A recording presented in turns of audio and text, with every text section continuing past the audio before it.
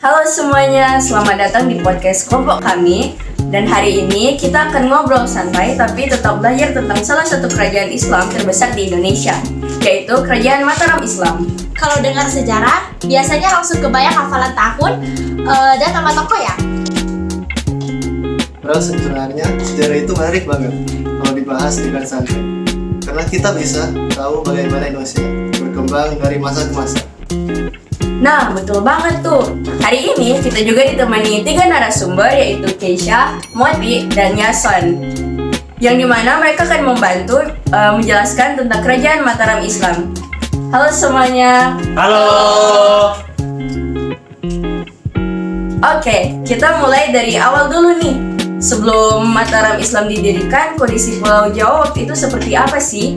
Yason mungkin bisa jelasin. Jadi sebelum Mataram Islam berdiri, di Pulau Jawa sudah ada beberapa kerajaan besar seperti Demak dan Pajang. Setelah kerajaan Demak mengalami kemunduran karena perebutan kekuasaan, pusat kekuasaan Islam berpindah ke kerajaan Pajang yang dipimpin Sultan Hadiwijaya atau Jaka Tingkir. Berarti Mataram ada hubungannya sama Pajang?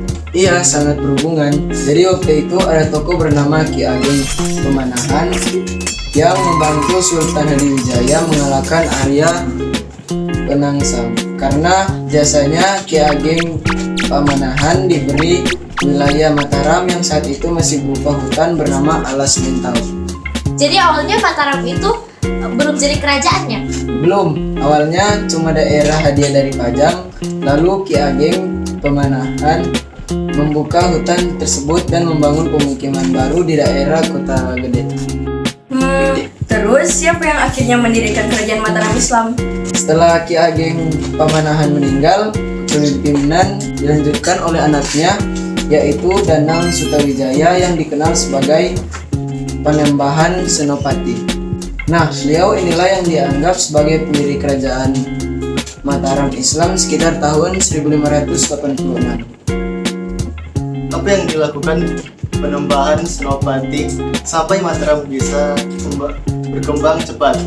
Panembahan Senopati punya kemampuan militer yang kuat dan strategis politik yang bagus. Beliau mulai memperluas wilayah kekuasaan Mataram dengan menaklukkan daerah-daerah di sekitar Jawa Tengah. Berarti dulu sering terjadi peperangan ya? Iya, karena setiap kerajaan ingin memperluas kekuasaannya. Tapi selain perang, Panembahan Senopati juga membangun pemerintahan yang lebih teratur dan memperkuat pengaruh Islam di masyarakat. Nah, Yason, aku dengar-dengar nih kalau Panembahan Senopati ini juga dia anggap punya hubungan erat dengan budaya Jawa tradisional. Betul, Mataram Islam itu karena memadukan ajaran Islam dengan budaya Jawa. Jadi tradisi Jawa tetap dipertahankan, tetapi juga dipengaruhi oleh nilai-nilai Islam. Nah, sekarang kita masuk ke masa kejayaan Mataram Islam. Mungkin bagian ini boleh Moti yang jelaskan? Boleh sekali. Jadi tentu pada masa kejayaan Kerajaan Mataram Islam ini sendiri terjadi saat dipimpin oleh Sultan Agung Hanyokrokusumo dari tahun 1613 sampai tahun 1645. Kenapa Sultan Agung dianggap raja terbesar di Mataram? Nah, itu paling menarik. Karena pada masa pemerintahannya atau pada masa kepemimpinannya, wilayah Mataram itu berkembang dan sangat luas, hampir mencakup seluruh Pulau Jawa dan juga kecuali Batavia dan Banten. Wah, berarti kekuatannya besar banget ya?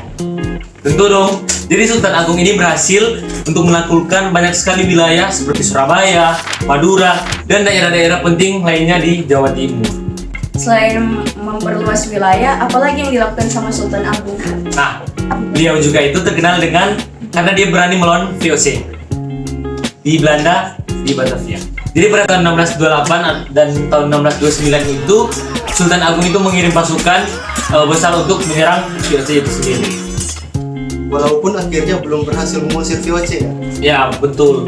Jadi serangannya itu gagal karena masalah logistik yang kurang. Pertama, jarak yang jauh, kemudian persenjataan VOC yang lebih modern daripada yang sekarang itu punya, dan juga tapi perjuangannya itu Sultan Agung dapat kita lihat dia menunjukkan semangat perlawanan yang kuat terhadap penjajah. Berarti Sultan Agung selain cuman hebat dalam perang, tapi dia juga punya rasa nasionalisme tinggi ya. Benar, jadi selain itu Sultan Agung juga memperhatikan budaya dan kehidupan bermasyarakat. Bukan cuma tentang peperangan, tapi memperhatikan budaya dalam masyarakat. Beliau membuat kalender Jawa yang menggabungkan sistem kalender Islam dan juga tradisional Jawa. Oh, jadi kalender Jawa yang dipakai sampai sekarang itu peninggalan dari Sultan Agung. Betul, jadi selain itu beliau juga mengembangkan seni, sastra, pertanian, dan pemerintahan dalam kerajaan. Oke, Keisha, kehidupan masyarakat di Mataram waktu itu seperti apa sih? Nah, jadi sebagian besar masyarakat Mataram bekerja sebagai petani karena wilayahnya yang subur. Pertanian menjadi sumber ekonomi utama bagi kerajaan tersebut. Berarti kerajaan ini cukup bergantung pada hasil pertanian.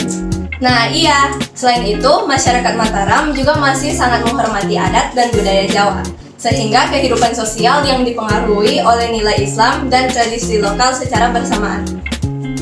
Kalau pusat kerajaannya sendiri di mana?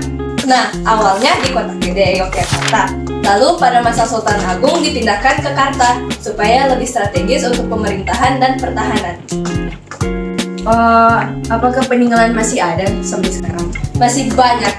Contohnya makam raja-raja di Imogiri, Masjid Agung, kawasan Kota Gede, dan beberapa tradisi keraton yang masih dijaga sampai sekarang. Nah, sekarang kita masuk ke bagian kemunduran Mataram. Kenapa kerajaan sebesar itu akhirnya runtuh? Nah, ini bagian paling penting. Jadi, setelah Sultan Agung ini wafat atau meninggal, penggantinya itu tidak sekuat beliau. Itu poin pertama.